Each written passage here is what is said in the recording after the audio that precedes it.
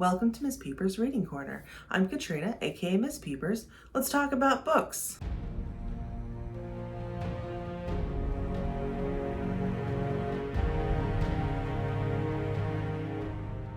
This month, to celebrate Banned Books Week, which was at the end of September, we are spending all of October talking about banned books. What books are banned? Why are books banned? And what topics really upset the censors? Today we're going to talk about a book that I recall reading in middle school and I reread recently, and that is The Giver by Lois Lowry. This is actually the first in a quartet of really beautifully written and also intense middle grade books that are all set in a future dystopian world. There's been some sort of cataclysmic event. In this first book, we follow a boy called Jonas, and he lives in a community where when you turn 12, you are given your life assignment, basically the job that you will have for the rest of your life. This is a very orderly community. Everyone knows exactly what their place is, and they stay in that place. There's a whole ceremony for the children who are turning 12 that year,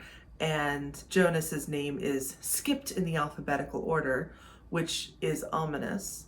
And then what is even more ominous is that he is called up at the end and he learns that his role is going to be that of the receiver of memory. And the previous receiver is now the giver of memory. Nobody really understands what the receiver's role is in the community other than that it sets him or her apart, and that the receiver is a little bit different from everyone else and doesn't quite fit in. So Jonas embarks upon his apprenticeship. What he learns is that the receiver is an advisor to the leaders of the community, and that his role is now to remember the things that the rest of the community has forgotten. The giver tells Jonas to stop taking his pills every day. Everyone takes pills. No one really thinks about it. It's just a thing you do.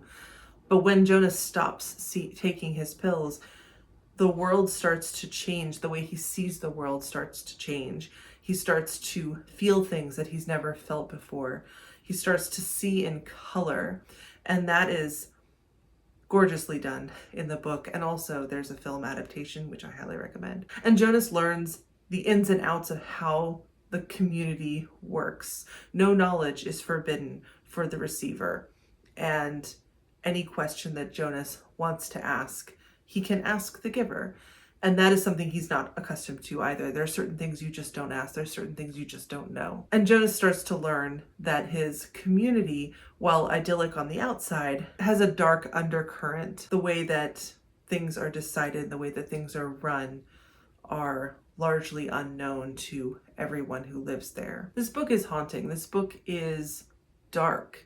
It is beautiful, but also painful. And what Jonas learns, what Jonas discovers, and what he does with that information is so gripping. This is also a young adult series, which is why I read it in middle school. And it has received a lot of criticism. Pretty much since this book was released in 1993, it's been at the top of the most banned books list, largely because it won the Newbery. It's taught in classrooms, or it is attempted to be taught in classrooms. And the concept of authority keeping secrets, of a society that has this sinister undercurrent, is threatening to some people in authority. So it has been described as age inappropriate. There are themes in here and depictions in here of depression, of euthanasia, of suicide. There is some sexual content. One of the things that the pills do is they suppress a person's natural libido.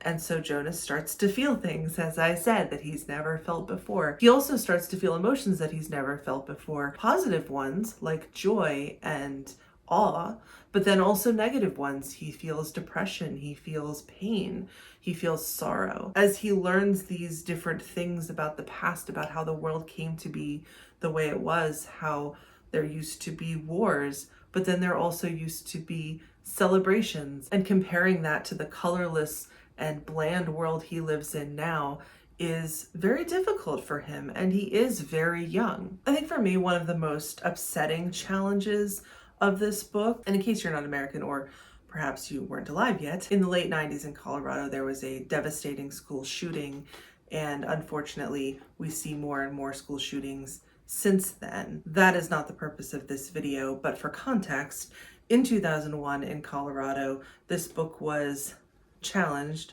because, quote, "These types of books sow the seeds of school shootings by encouraging suicide and disregard for human life." And that upsets me because I could not disagree more with the message of this book.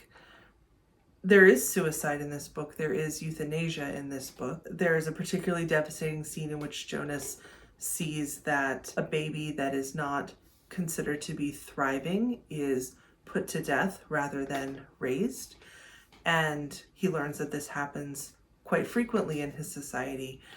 And it is devastating to him. The emotional reaction that Jonas has to that, because he is not taking the pills that suppress emotional reactions and allow adults in the community to take those actions without feeling them, that is described so viscerally. And it actually spurs him to take further action, which I will not spoil. But a challenge like that is such a gross misrepresentation of what this book is about. This book is life affirming. This book shows the value of human life and of relationships and social interactions and the importance of remembering both happy things and painful things. The fact that this community has chosen to move on from devastating war and world-ending events is not presented as the right decision.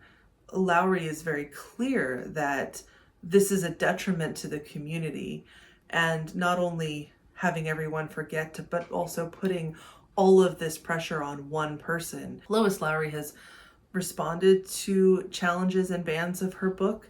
I will read this quote as well. "The world portrayed in The Giver is a world where choice has been taken away. It is a frightening world.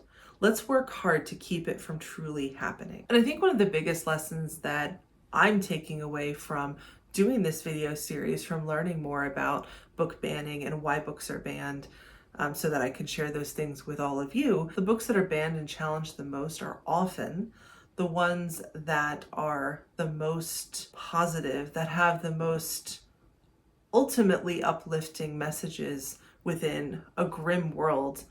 This is a sad book in many ways. This is an upsetting book in many ways, but without spoiling the ending, I will say it ends with a spark of hope. And then the rest of the quartet follows different characters in this world in the neighboring towns. And just to have somebody walk away from a book like this and say that it encourages people to disregard life, that is someone who did not read this book. That is someone who did not understand this book. So I encourage you, if you have not read The Giver, or if it's been a while, this is a great book for many ages, and I'm really glad that I reread it as an adult, and that I read all 4 of them as an adult. When I was younger, I only knew the first one existed until fairly recently. But in the comments, let me know if you've read The Giver and what you thought of it. And either way, I will see you in the next one.